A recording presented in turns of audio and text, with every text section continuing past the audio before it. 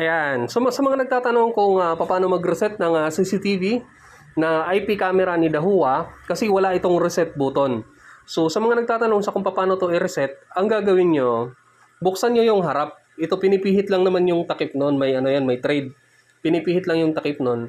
Siyempre, kailangan may power. Nakasaksak siya sa POE kapag ka magre-reset kayo. Tapos, pag nabuksan nyo na, yan, kita nyo may power buhay. So, kapag ka makita nyo na, ayan o, kung nakikita nyo yung nabuksan nyo na, kung nakikita nyo yung dalawang dot na yan, yung walang walang lead na nakalagay or hindi walang nakahinang, yan yung iso-short nyo. Kumuha kayo ng maiksi na wire, balatan nyo yung parehas dulo, tapos isaksak nyo dyan isaksak nyo dyan sa butas na yan para mag-short yung kanyang camera.